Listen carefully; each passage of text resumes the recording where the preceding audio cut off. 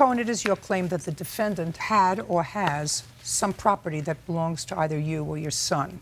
The situation that I read is kind of bizarre. You and your son, according to you, who was 8 or 9 years old, had to find a place to live on rather short notice. You answered an ad for a room that the defendant had in her home. The room wasn't going to be available for a while, but because you really needed a place to stay, you accepted her invitation, according to you, to sleep on the floor in her living room until the room was available, and that was supposed to be for about a week or so. Well, shortly before the room became available, you packed up and left, and according to you, left some of your property there.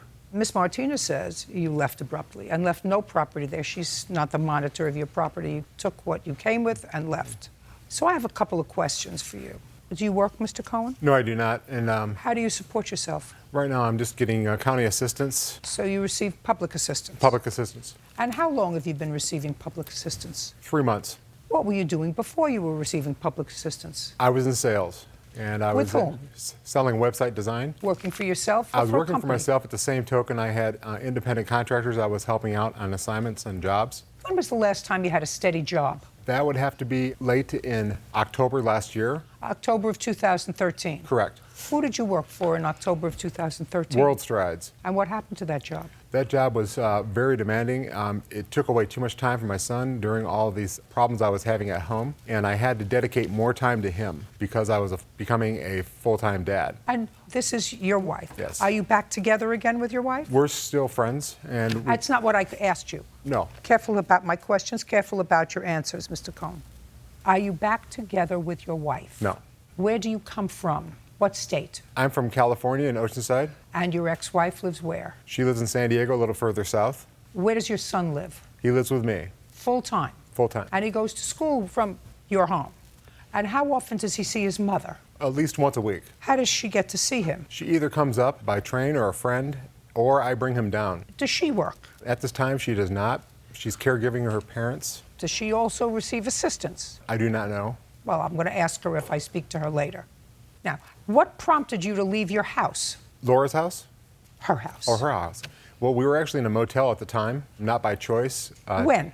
That would have to be the middle of March. And I did not want to stay with her any longer. She also, at the same time, had to go take care of her parents who were deathly ill. And it was actually a better situation for me, for the safety of my son, to have him with me. What do you mean safety? I don't understand the word Well, safety. there was actually no accommodating areas for her to take care of him at the time because of the almost medical setting in the house. I'm talking about the motel. How did you end up in a motel? The motel, because of the job loss at the same time. I lost my job, I didn't have any income, and I was forced to move out of the other place because I didn't have rent to pay.